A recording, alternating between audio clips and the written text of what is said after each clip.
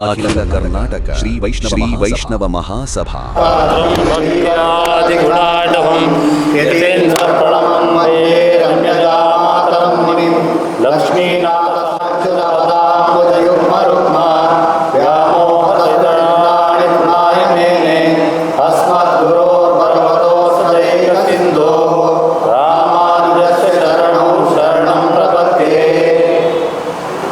ಶ್ರೀಮತೆ ರಾಮಾನುಜಾಯ ನಮಃ.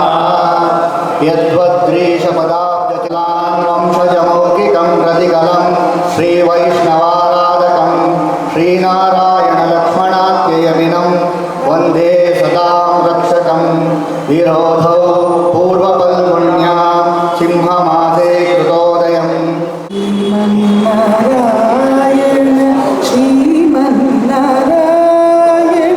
ಶ್ರೀಮನ್ನಾರಾಯಣನೇ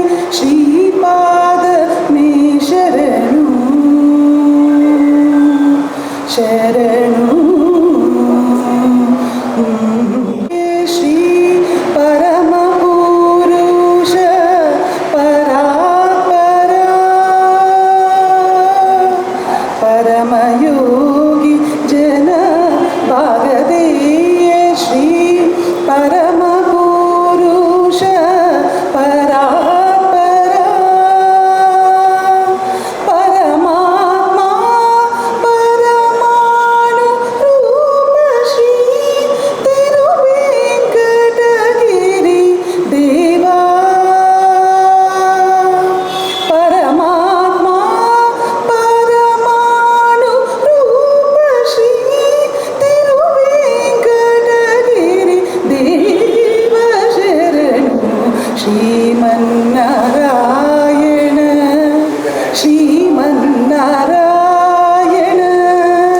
ಶ್ರೀಮನ್ನಾರಾಯಣ ಶ್ರೀಮನ್ನಾರಾಯಣ ಶ್ರೀಮನ್ನಾರಾಯಣನೇ ಶ್ರೀಪಾದ ಮೇ ಶರಣು ಶರಣು ಶರಣು. ಶ್ರೀಮತಿ ರಾಮಾನುಜಾಯ ನಮಃ. ಶ್ರೀ ಶ್ರೀ ಯದುಗಿರಿ ಯತಿರಾಜ ರಾಮಾನುಜೀಯ ಸ್ವಾಮಿಗಳ ಕೃಪಾ ಆಶೀರ್ವಾದ ಹಾಗೂ ಮಾರ್ಗದರ್ಶನದೊಂದಿಗೆ ಅಖಿಲ ಕರ್ನಾಟಕ ಶ್ರೀ ವೈಷ್ಣವ ಮಹಾಸಭೆಯ ಈ ಒಂದು ಸಭೆಯನ್ನು ಪ್ರಾರಂಭಿಸಲಾಗ್ತದೆ.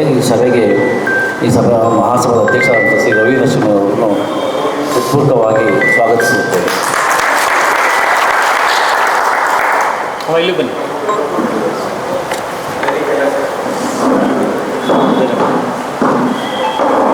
ಈ ಸಭೆಯ ಪ್ರಧಾನ ಕಾರ್ಯದರ್ಶಿಗಳಾದಂಥ ಶ್ರೀಮಾನ್ ಜಿ ಡಿ ಜಯರಾಮಮ್ಮ ಅವರಿಗೆ ಸ್ವಾಗತವನ್ನು ಬಯಸುತ್ತೇವೆ.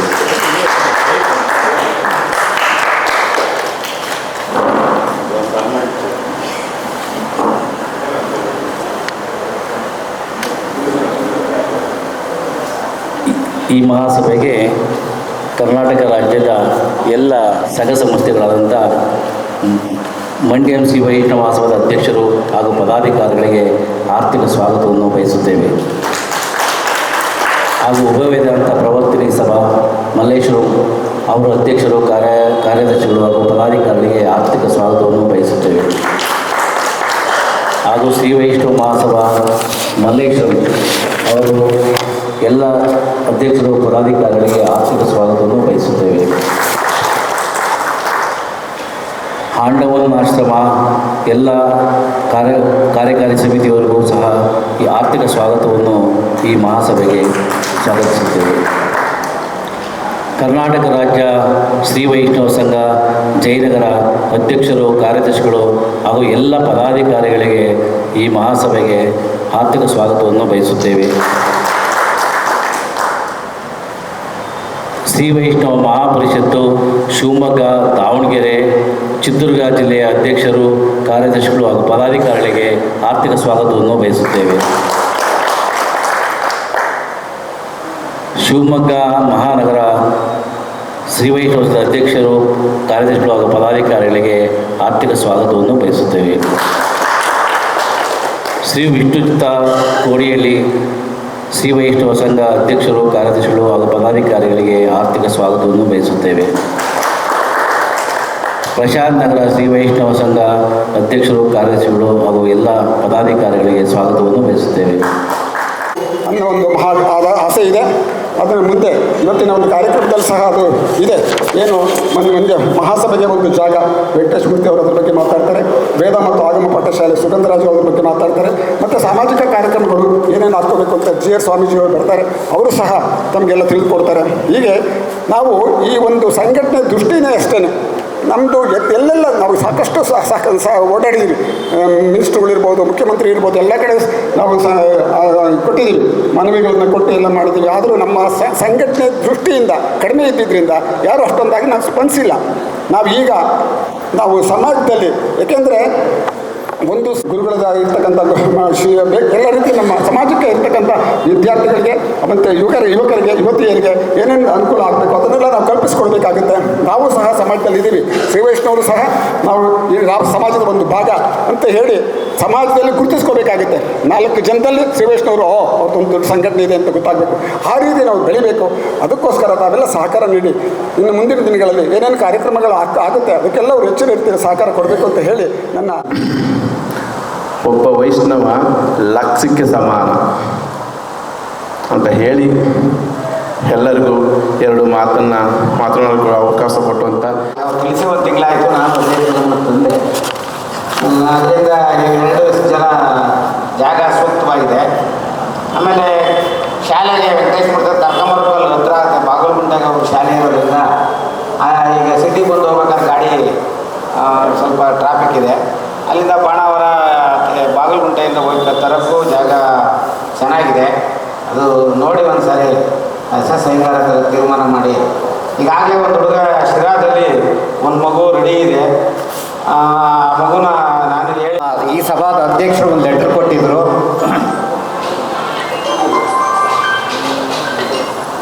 ಅದರ ಬಗ್ಗೆ ನಮಗೆ ಒಂದು ನಮ್ಮ ರಾಜ್ಯಾಧ್ಯಕ್ಷರಾಗಿರ್ತಕ್ಕಂಥ ವೆಂಕಟಾಚಲನೆಯವರು ತಿಳಿಸಿದರು. ಈಗ ಕೆಲವು ಸ್ಥಳಗಳನ್ನು ಇದು ಮಾಡಿದ್ರು.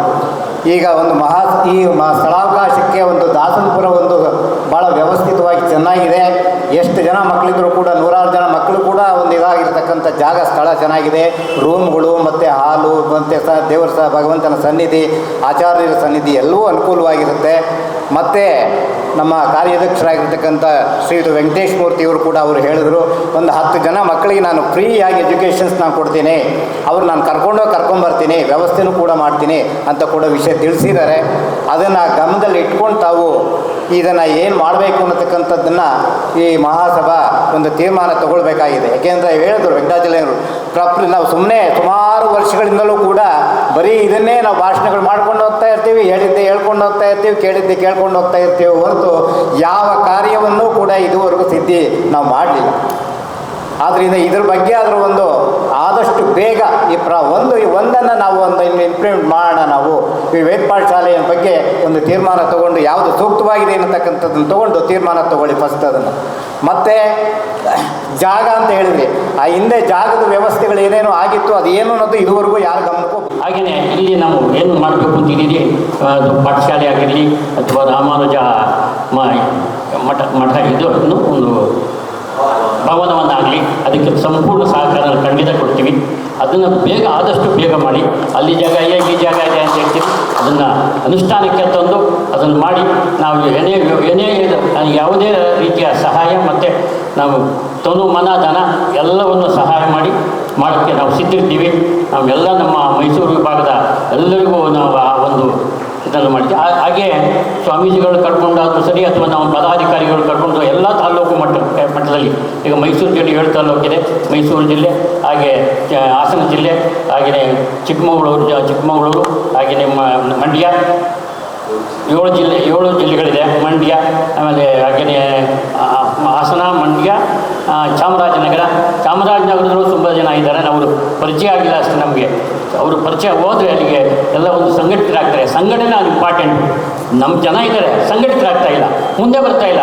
ನನಗೇನೋ ಮಾಡ್ಕೋತಾರೆ, ಬಿಲ್ಡಪ್ ಮಾಡ್ಕೊಳ್ಳಿ ಇರ್ತೀರಿ ಅಂತ ಒಂದು ಮನೋಭಾವನೆಯಿಂದ ಬೆಳೆಸ್ಕೊಂತಿದ್ದಾರೆ. ಎಲ್ಲರಿಗೂ ಬೇಕು, ಬಟ್ ಮುಂದೆ ಬರೋಲ್ಲ. That is the main drawback.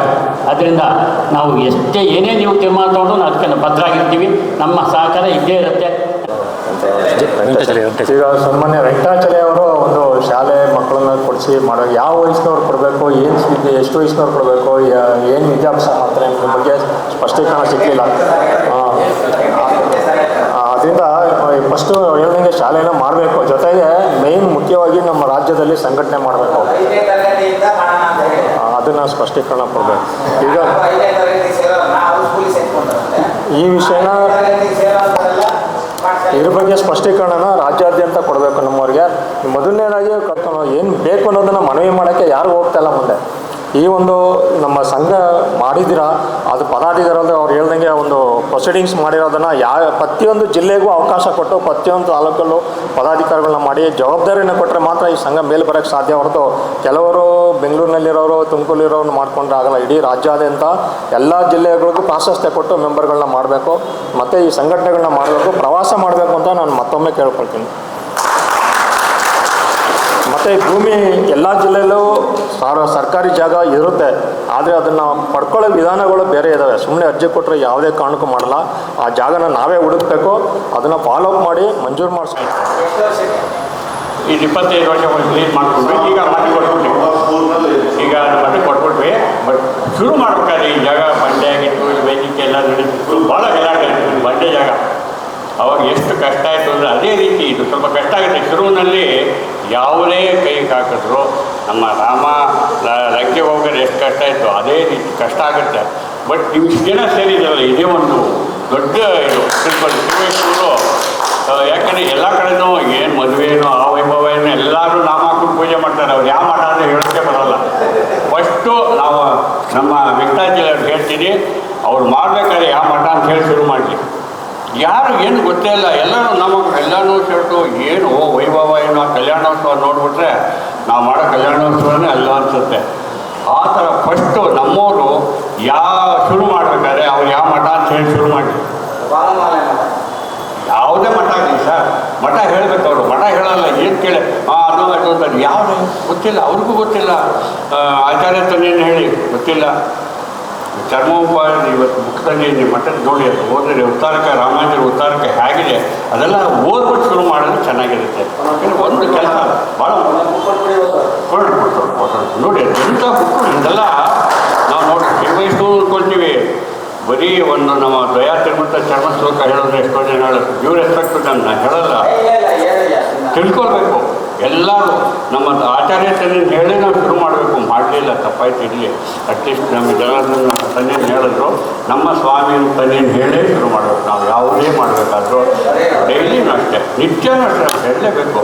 ನಮ್ಮ ಇನ್ನಿನ್ನೂ 4ನೇ ತಲೆ ನಾವು ನಮ್ಮ ಸ್ವಾಮಿಗಳು 5ನೇ ಸ್ವಾಮಿ ನಮಗೆ ಸಮಾನ ಮೊದಲಧಾರಣೆ ಮಾಡಿದ್ರು.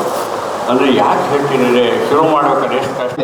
ಒಬ್ಬರಿಗೆ 1 ಮಕ್ಕಳು ಇಲ್ಲ 2 ಮಕ್ಕಳು, ಎಲ್ಲ ಮಕ್ಕಳುಗಳನ್ನು ಸಹ ಈಗ ಎಲ್ಲರೂ ಓದಿಸ್ತಾ ಇದ್ದಾರೆ. ಅವರವರೇ ಸಂಘ ಸಂಸ್ಥೆಗಳ ಸಹಾಯ ಇಲ್ಲದೇ ಆರ್ಥಿಕವಾಗಿ ಎಲ್ಲರೂ ಸದೃಢರಾಗಿದ್ದಾರೆ ಈಗ ಸ್ವಲ್ಪ ಮಟ್ಟಿಗಾದರು. ಹಾಗಾಗಿ ಯಾರೂ ಜನ ಬರೋದು ಕಡಿಮೆ ಕಷ್ಟ ಆಗುತ್ತೆ. ಆದ್ದರಿಂದ ಒಂದು ಪ್ರಕಟಣೆ ಹೊರಡಿಸೋಣ ಫಸ್ಟು.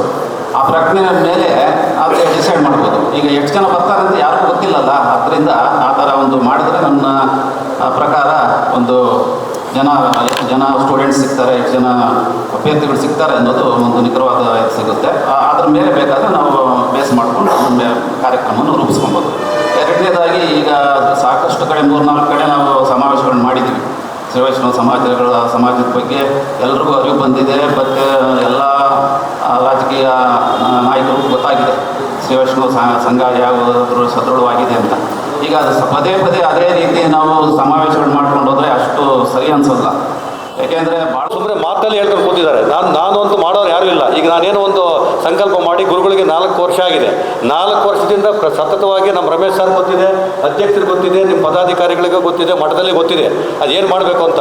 ಅದು ಈಶಾ ಫೌಂಡೇಶನ್ ಚಿಕ್ಕಬಳ್ಳಾಪುರದಲ್ಲಿ ಈಶಾ ಫೌಂಡೇಶನ್ ಬಂದ ತಕ್ಷಣ ಅವರು ಪೂಜೆ ಮಾಡಿದ್ರು, ನಾನು ಪೂಜೆ ಮಾಡಿದೆ, ದೃಷ್ಟಿ ಇಟ್ಕೊಂಡು ಪೂಜೆ ಮಾಡಿದೆ ಏನಾದರೂ ಮಾಡಬೇಕಂತ. ಅದಕ್ಕೆ ಗುರುಗಳ ಮನಸ್ಸಿಗೆ ಬಂದಿದೆ. ಅದು ನೀವೆಲ್ಲ ಸಹಕಾರ ಕೊಟ್ಟಿದ್ದೀರೋ ಇಲ್ವೋ ಅಂತ ನನಗೇನು ಗೊತ್ತಿಲ್ಲ. ಅದ್ರ ಬಗ್ಗೆ ಅಧ್ಯಕ್ಷರಿಗೆ ಅವರಿಗೂ ತಂದಿದ್ದೀವಿ. ಹಾಗಾಗಿ ನಮ್ಮ ಕೂಗು ಕೇಳ್ತಾ ಇಲ್ಲ.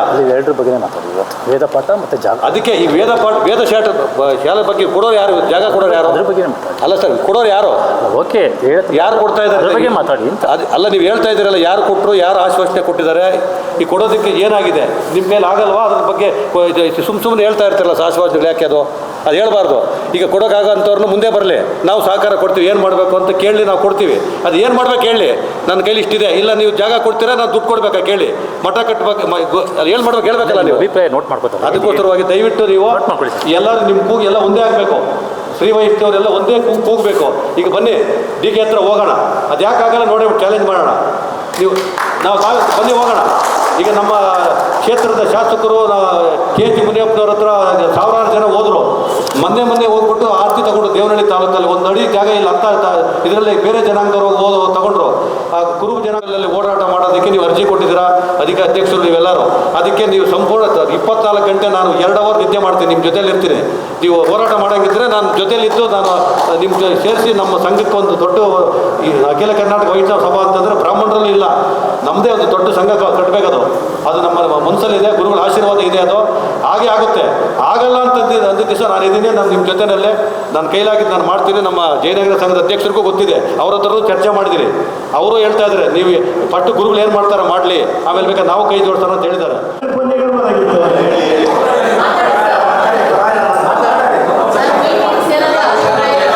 ಅಭಿಪ್ರಾಯ ಅಷ್ಟೇ, ನನ್ನ ಅಥವಾ ಯಾವುದೇ ಒತ್ತಡ ಅಲ್ಲ.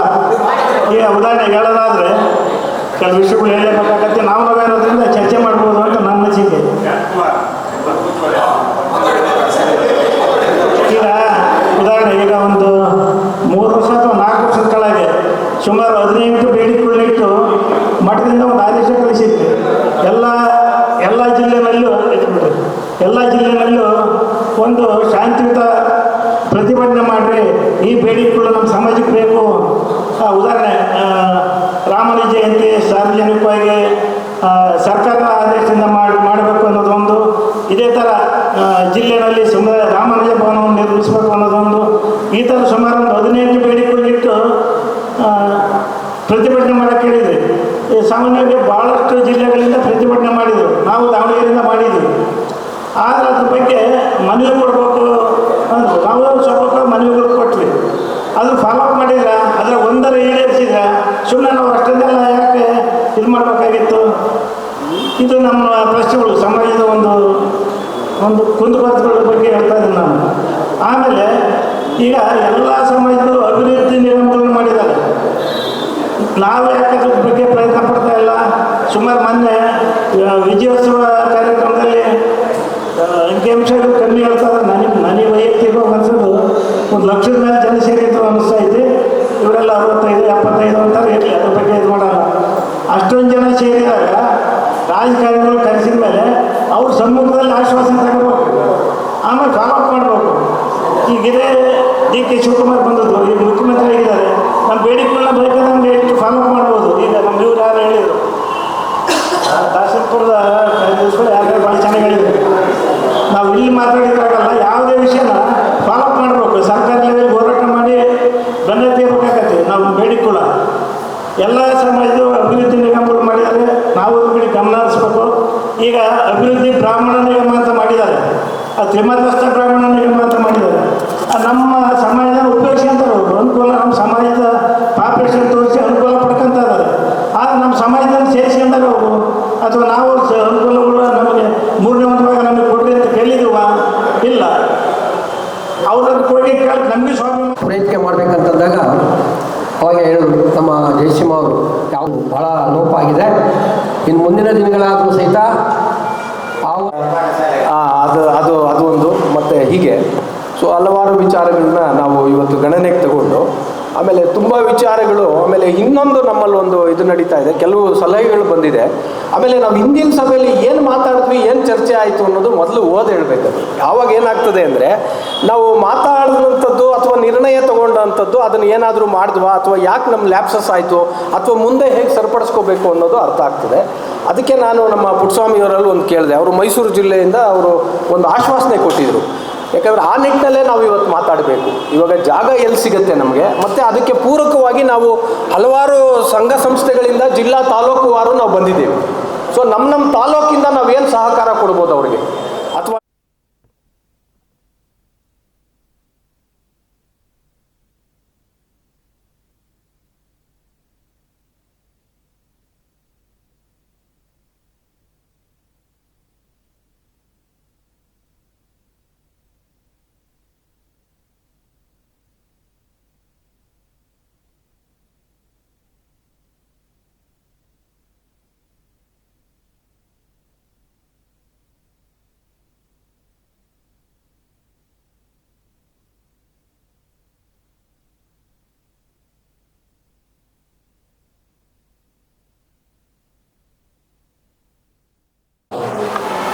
ಇವತ್ತಿನ ವಿಶೇಷವಾಗಿ ವೇದ ಪಾಠಶಾಲೆ ಹಾಗೂ ಸ್ಥಳ ಎಲ್ಲಿ ನಿರ್ಧಾರ ಆಗಬೇಕು ಅನ್ನೋದನ್ನು ನೀವು ಚರ್ಚೆ ಮಾಡಿ ಹಲವಾರು ನಮ್ಮ ಹಿರಿಯರು ಸಲಹೆಯನ್ನು ಕೊಟ್ಟರು. ಮೊದಲನೇದಾಗಿ ನಮ್ಮ ಒಂದು ಸಂಸ್ಥೆಯಲ್ಲಿ ಒಂದು ಪಾಠಶಾಲೆ ನಡೆಯಬೇಕಾದ್ರೆ ಒಂದು ಸ್ಥಳ ಅವಕಾಶ ಮೊದಲು ನಾವು ಸೂಚಿಸಬೇಕು. ಯಾಕೆಂದರೆ ಇಲ್ಲಿ 3-4 ಕಡೆ ಸ್ಥಳವನ್ನು ನಿರ್ಧಾರ ಮಾಡ್ತಾಯಿದ್ದೇವೆ. ಹಾಗಾಗಿ ಸಲಹೆಯನ್ನು ನಮ್ಮ ಹಿರಿಯರು ಕೂಡ ಕೊಟ್ಟಿದ್ದಾರೆ. ಇಲ್ಲಿಂದ ಯಾಕೆ ಸ್ಟಾರ್ಟ್ ಆಗಬಾರ್ದು, ವಿದ್ಯಾಪೀಠ ಇಲ್ಲಿದೆ, ಇಲ್ಲಿ ಮಠ ಇದು, ಇಲ್ಲಿಂದ ಸ್ಟಾರ್ಟ್ ಆದರೆ ಜನಗಳಿಗೆ ಪರಿಚಯ ಜಾಸ್ತಿ ಆಗ್ತಾಯಿದೆ. ಏಕೆಂದರೆ ನಾವು ಮಲ್ಲೇಶ್ವರ ಮಠದಲ್ಲಿ ಎಲ್ರಿಗೂ ಪರಿಚಯ ಆಗಿರುವಂಥ ಮಠ, ಅಷ್ಟು ಬೇಗ ಆಗಬೇಕು. ಏಕೆಂದರೆ ನಮ್ಮ ಶ್ರೀ ವೈಷ್ಣವರಲ್ಲಿ ಎಲ್ಲೂ ಕೂಡ ದೊಡ್ಡದಾದ ಒಂದು ಸ್ಥಿರ ಆಸ್ತಿ ಇಲ್ಲ. ವಿದ್ಯಾರ್ಥಿಗಳಿಗೆ ಪಾಠ ಹೇಳ್ತಾ ಇದ್ದೀವೋ ಅಥವಾ ಇನ್ನೊಂದು ನಮ್ಮ ಜನಾಂಗ ಸಮಾಜಕ್ಕೆ ನಾವು ಅನುಕೂಲ ಮಾಡಿಕೊಡ್ತಾ ಇದ್ದೀವೋ, ಇವುಗಳೆಲ್ಲ ನಿಶ್ಚಯ ಆಗಬೇಕು. ಹಾಗಾಗಿ ಗೌರ್ಮೆಂಟಿಂದ ಅನುದಾನ ಕೊಟ್ಟು ಸುಮಾರು ಹಣವನ್ನು ತಗೊಂಡ್ರು. ಯಾವುದರಲ್ಲಿ ನಾವು ಉಪಯೋಗ ಆಗಬೇಕು, ನಮ್ಮ ಜನಾಂಗಕ್ಕೆ ಮತ್ತು ನಮ್ಮ ವಿದ್ಯಾಸಂಸ್ಥೆಗಳಿಗೆ ಉಪಯೋಗ ಬರುತ್ತೆ, ಒಂದು ತೂಕ ಬರುತ್ತೆ, ಒಂದು ಹೇಗೆ ಅಂದರೆ ನಮಗೆ ಗೊತ್ತಿಲ್ಲದಿರೋ ಒಂದು ಆ್ಯಟಿಟ್ಯೂಡಲ್ಲಿ ನಮ್ಮಲ್ಲಿ ಸೇರುತ್ತೆ. ಬಟ್ ಆ ವೈಷ್ಣವ ಮಹಾಸಭಾ ಅಂದಾಗ ನನಗೆ ಒಂದು ದುಃಖಕರ ಸಂಗತಿ ಅಂದಾಗ ಏನು ಗೊತ್ತಾ, ಕೆಲವೊಂದು ಸಂಘಗಳು ವಿಭಜನೆಗಳಾಗಿ ಅಲ್ಲಲ್ಲೇ 2-3 ಸಂಘ ಇನ್ನೊಂದು ಓಪನ್ ಆಯಿತು ಅಂತ ಕೇಳಿದಾಗ ಬಹಳ ದುಃಖ ಆಗುತ್ತೆ. ಯಾಕೆ ಅಲ್ಲಿ ಮಹಾಸಭಾದ ಮನಸ್ಸಲ್ಲಿ ಯಾರಿಗೂ ಇಲ್ವಾ? ನಾವು ಬರೀ ಸಮಾವೇಶದಲ್ಲಿ ಮಾತ್ರ ಒಟ್ಟಿಗೆ ಇರಬೇಕಾ? ಈಗ ಒಂದು ನಮ್ಮ ಜಯನಗರ ಆಯಿತು, ದೇವನಹಳ್ಳಿ ಒಂದು ಸಂಘ, ಆ ಥರ ಒಂದೊಂದೇ ಸಂಘಗಳಿರಬೇಕಂತೂ ಒಂದೇ ಕಡೆ 3-4 ಸಂಘಗಳಾದಾಗ ನಮ್ಮಲ್ಲಿ ಒಗ್ಗೂಡುವಿಕೆ ಎಲ್ಲಿದೆ ಒಂದು. ಆಮೇಲೆ ಇನ್ನೊಂದು ಪ್ರಶ್ನೆ ಏನಿದೆ ಅಂದರೆ, ಈಗ ಈ ಸಲ ನಮ್ಮ ಜಯನಗರದ ಅಧ್ಯಕ್ಷರಾದ ಮರಳವಾಡಿ ಕೃಷ್ಣಮೂರ್ತಿ ಅವರು ಏನು ಹೇಳಿದ್ರು ಒಂದು ವೇದ ಪಾಠಶಾಲದ ಬಗ್ಗೆ, ಅದು ಭಾಳ ಒಂದು ಅತ್ಯದ್ಭುತವಾದ ವಿಚಾರ.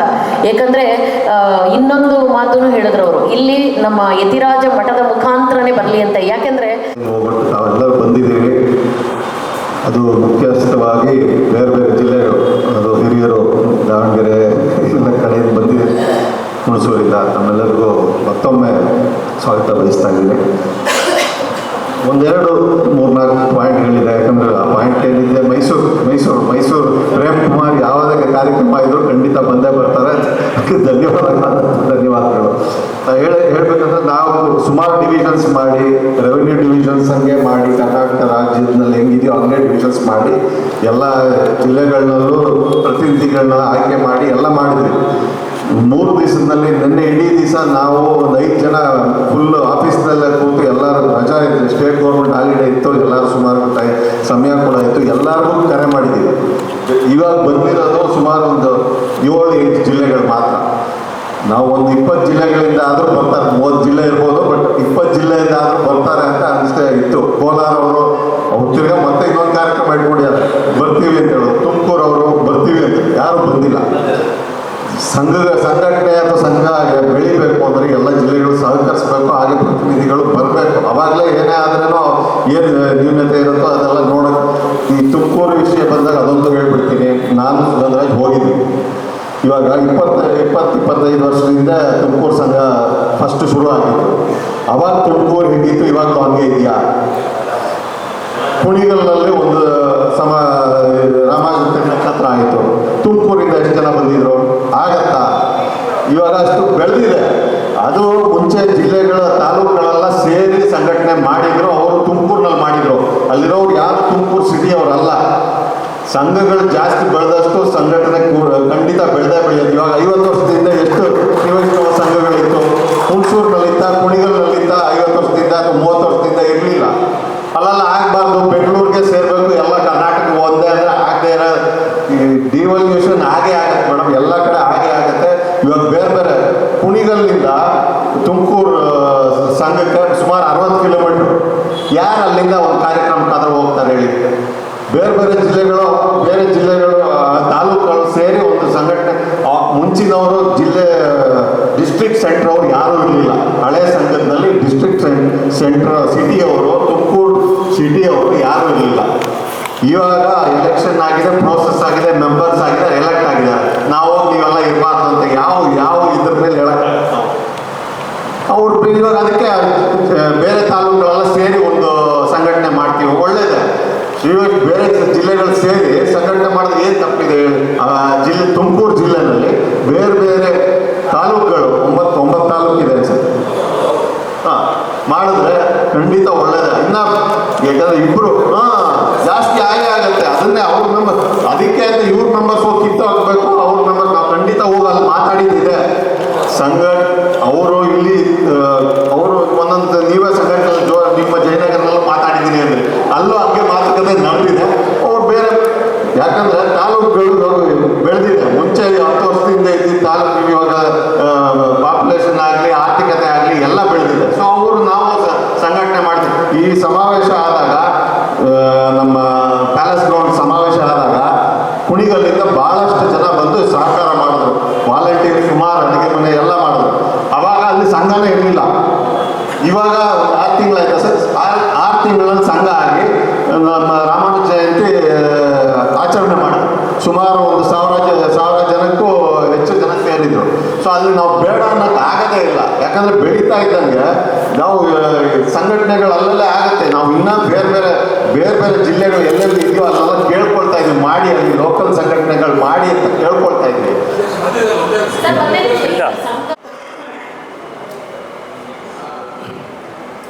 ಶ್ರೀಮತಿ ರಾಮಾನುಜಾಯಮ್ಮ, ಈಗ ನನ್ನ ಆತ್ಮೀಯ ಕುಲಬಾಂಧವರಿಗೆ ಸಾಷ್ಟಾಂಗ ನಮಸ್ಕಾರಗಳನ್ನು ತಿಳಿಸ್ತೀನಿ. ಅಧ್ಯಕ್ಷರು, ಕಾರ್ಯದರ್ಶಿಗಳು ಮತ್ತು ಎಲ್ಲ ಸಂಘ ಸಂಸ್ಥೆಗಳ ಮುಖ್ಯಸ್ಥರು, ಮೊದಲನೇದಾಗಿ ಸುಧಾರಣೆ ಮೆಸೇಜ್ ಹಾಕಿದ್ರು, ನಾನು ಇನ್ಫಾರ್ಮೇಷನ್ ಮಾಡಿದ್ರು. ನನಗೆ ಬೇರೆ ಒಂದು ಮೀಟಿಂಗ್ ಹೋಗ್ತೀನಿ, ಲೇಟಾಗಿ ಬರ್ತೀನಿ ಅಂತ ನನಗೆ ತಡವಾಗಿ ಹೋಗಲಿಕ್ಕೆ ಎಲ್ಲರಿಗೂ ಕ್ಷಮೆ ಯಾಚಿಸ್ತೀನಿ.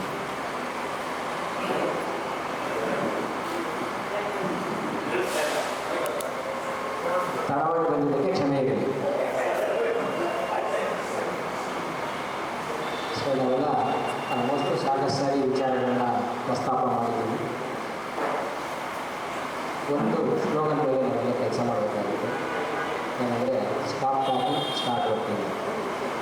ಸೊ ನಾವು ಮಾತಾಡೋದನ್ನ ಕಡಿಮೆ ಮಾಡಿ ಕೆಲಸವನ್ನು ಮಾಡೋ ಕಡೆ ಗಮನ ಕೊಡಬೇಕಾಗುತ್ತೆ. ಸ್ವಲ್ಪ ಕೆಲಸ ಇವಾಗ ಆಲ್ಮೋಸ್ಟು ವೇದ ಪಾಠಶಾಲೆ ಮಾಡಬೇಕು ಅಂದಾಗ ಸಾಕಷ್ಟು ವಿಚಾರಗಳು ಮುಂದುವರೆದಿದೆ. ಹೀಗಾಗಿ ಅನೇಕ ಕಾರಣಗಳಿಂದ ಅದನ್ನು ಚಾಲ್ತಿ ತರೋಕ್ಕಾಗಲಿಲ್ಲ. ಅದನ್ನು ಈ ವರ್ಷ ಮಾಡಬೇಕಾಗಿತ್ತು. ನನ್ನ ಅಧ್ಯಕ್ಷರಿಗೆ ಜಾಗ ಕರ್ಕೊಂಡೋಗಿ ತೋರಿಸಿ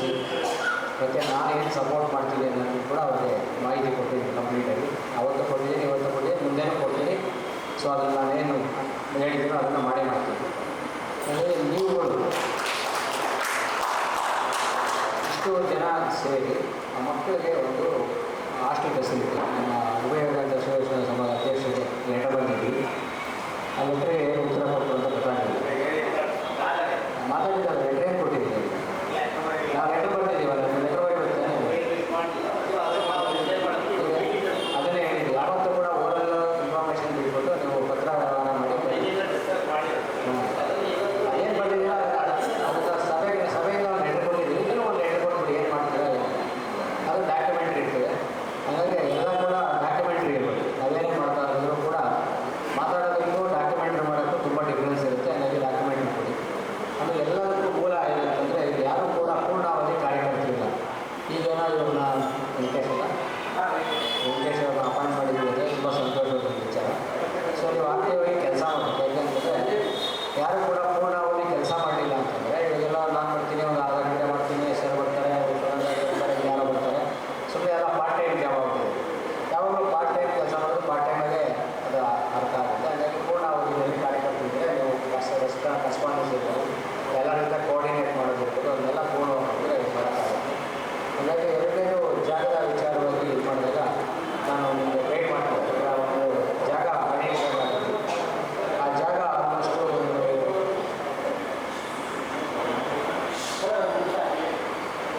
12 ಎಕರೆ ಜಾಗ, ಸರ್ಕಾರದ ಜಾಗ. ಅಪ್ಲಿಕೇಶನ್ ಹಾಕಿ ಇದೆಲ್ಲ ನಾನು ಮಾಡಿಸ್ತೀನಿ ಅಂತ ಹೇಳಿದ್ರೆ ಅಪ್ಲಿಕೇಶನ್ ಹಾಕಿದ ಸುಮ್ಮನೆ ಮಾಡಿ ಕೊಟ್ಟು ಜಾಗ ತೋರಿಸಿ ಎಲ್ಲ ಮಾಡೋದು ಯಾರು ಅಪ್ಲಿಕೇಶನ್ ಕೂಡ ಹಾಕಿಲ್ಲ ಸರ್ಕಾರಕ್ಕೆ. ಅದಕ್ಕೆ ಹೇಳಿದ್ದೆ ಸ್ಟಾಪ್ ಹಾಕಿ ಸ್ಟಾರ್ಟ್ ಹೋಗ್ತೀನಿ. ಸೊ ಒಂದು ಅಪ್ಲಿಕೇಶನ್ ಹಾಕಿದ್ರೆ ತಿಂಗಳು ಆಲ್ಮೋಸ್ಟ್ 6-7 ತಿಂಗಳು ಆಗೋಯ್ತದಲ್ಲ. ಅಪ್ಲಿಕೇಶನ್ ಹಾಕಿ ಮೂವ್ ಮಾಡಿದ್ರೆ ನಾನು ಮುಂದಕ್ಕೆ ಏನು ಮಾಡಬೇಕು ಅಂತ ಮಾಡಿಸ್ತೀನಿ. ಸೊ ಆ ಮಾಡೋಂಥ ಕೆಲಸವನ್ನು ನಾನು ಮಾಡಿದಾಗ ಜಾಗ ನಮ್ಗೆ ಆಗಿರುತ್ತೆ. ಸ್ಥಿರಾಸ್ತಿ ಆಗಲಿ ಇದೊಂದಾಗಲಿ ಸುಮ್ಮನೆ ಅದಕ್ಕೆ ಇವತ್ತು ಒಳ ಮಕ್ಕಳಿಗೆ ಆಗೋದ್ರೆ ಕಷ್ಟ, ಮಲಗಿರೋ ಮಕ್ಕಳಿಗೆ ಯಾರು ಆಗಲ್ಲ.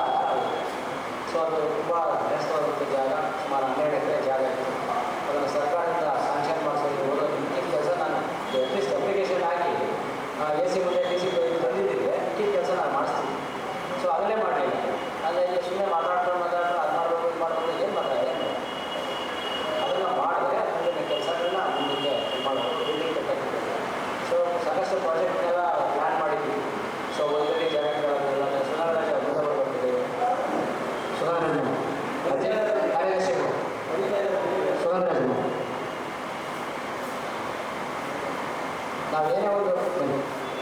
ನಾವೇನೇ ಒಂದು ಪ್ರಾಜೆಕ್ಟ್ನ ಕೈಗೆತ್ತಿಕೊಂಡ್ರೆ ಅದನ್ನು ತುಂಬ ಇದರಿಂದ ಕಾರ್ಯರೂಪಕ್ಕೆ ತರಬೇಕು. ಸೊ ನಾನು ಫಸ್ಟು ನಿಮ್ಮ ಹತ್ರ ಪ್ರಪೋಸಲ್ ತಂದಿದ್ದು ಆ 4 ಎಕರೆ ಜಾಗ ತಗೊಂಡು ಕಾರ್ಯಕ್ರಮ ನಮ್ಮ ಕಾರ್ಯಾಲಯ ಅಂತೇಳಿ ನಿಮ್ಮ ಹತ್ರ ಪ್ರಪೋಸಲ್ ಮಾಡ್ತೀನಿ. ಆ ಜಾಗ ನಾನೇ ಕೊಡ್ತೀನೋ ಅಥವಾ ಇನ್ನೊಬ್ಬರ ಭಿಕ್ಷೆ ಬೇಡ ಕೊಡ್ತೀನೋ ಅದೆಲ್ಲ ಸೆಕೆಂಡರಿ ಜಾಗ ಮಾಡ್ಕೊಡ್ತೀನಿ. ಮಿಕ್ಕಿದ್ದು ಅದಕ್ಕೆ ಏನು ಸವಲತ್ತು ನಾವೇನೇ ಮಾತಾಡೋದು ಕ್ಲಾರಿಟಿ ಇರಬೇಕು, ಅದು 1 to 1 ಇರಬೇಕು. ಸುಮ್ಮನೆ ಎಲ್ಲ ಯಾರೋ ಮುಗಿಸೋಕ್ಕೋಸ್ಕರ ಮಾತಾಡಬೇಕು. ಸೊ ಎಲ್ಲ ಮಾಡಿದ್ವಿ. ಸರ್ ಒಂದು ಪ್ರಪೋಸಲ್ ಕೊಟ್ಟು ಸರ್ 5 ಎಕರೆ ಜಾಗ ತಗೋಣ, 5 ಎಕರೆ ಎಲ್ಲರೂ ಒಂದಡಿ ಆಮೇಲೆ ಒಂದಡಿ ದಾನ ಕೇಳೋಣ.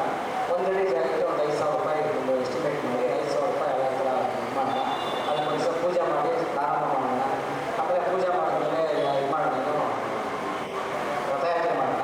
ಸೊ ಎಲ್ಲರೂ ಮನೆಗೆ ಹೋಗಿ ಒಂದು 5 ಅಡಿ ಒಂದಡಿ ಅಂದರೆ 5,000 ರೂಪಾಯಿ ಒಂದು ಅಡಿಗೆ. ಸೊ 1 ಎಕರೆ 40,000 ಚದರಡಿ, 40 ಲಕ್ಷ. ಸೊ ಹಂಗೆ 5 ಎಕರೆಗೆ ನಾವು ಏನು ಮಾಡೋದು ಕಷ್ಟ ಆಗಲ್ಲ, ಮಾಡೋಣ ಅಂತೆಲ್ಲ ಪ್ರಪೋಸಲ್ ಮಾಡಿದ್ವಿ. ಅದೆಲ್ಲ ಏನೇನು ಅಂತ ಒಂದು ಆಯಿತು. ಒಂದಷ್ಟು ಕಾಂಟ್ರಿಬ್ಯೂಟರು ಕೊಟ್ಟರು, ಕೆಲಸ ಕೊಟ್ಟರು. ನಾನು ಒಂದಷ್ಟು ಕೈ ಒಂದಷ್ಟು ಕೊಟ್ಟು ಅಲ್ಲೇ ಎಲ್ಲ ಏನೇನು ಕೊಟ್ಟರು ಎಲ್ಲ ಇದೆ. ಸುಮಾರು ಒಂದು 20-25 ಲಕ್ಷ ಕಲೆಕ್ಷನ್ ಆಗಿದೆ.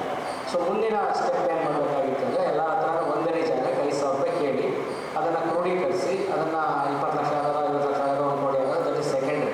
ಸೊ ಸೆಕೆಂಡ್ ಲೆವೆಲ್ಗೆ ಅದನ್ನು ತೊಗೊಂಡೋಗ್ಬೇಕಾಗಿತ್ತು. ಅದನ್ನು ಏನು ಮುಂದುವರಿಲಿಲ್ಲ. ಹಾಗಾಗಿ ಸುಮ್ಮನೆ ಪ್ರಾಜೆಕ್ಟ್ ಮಾಡಿಬಿಟ್ಟು ಆ ಪ್ರಾಜೆಕ್ಟ್ನ ಮುಂದಕ್ಕೆ ತೊಗೊಂಡೋಗಲಿಲ್ಲ ಅಂತಂದರೆ ಸುಮ್ಮನೆ ಅದು ಪ್ಲ್ಯಾನ್ ಮಾಡೋದು, ಅದಕ್ಕೆ ಮೇಲ್ಗೈ ಆಗೋದು ಹಾಗೆ ಇರುತ್ತೆ. ಅದೇ ಥರ ಆಗಬಾರ್ದು. ಅದಕ್ಕೆ ಲಾಸ್ಟ್ ಟೈಮ್ ಎಲ್ಲ ಮಾತಾಡಿ ಒಂದು ಇದನ್ನು ವೇದ ಪಾಠಶಾಲೆ ಮಾಡಬೇಕು ಅಂತ. ಸೊ ವೇದ ಪಾಠಶಾಲೆಯಲ್ಲಿ ನೀವು ಅಕಾಮಡೇಷನ್ನು ಒಟ್ಟು ನೀವು ನೋಡಬೇಕು.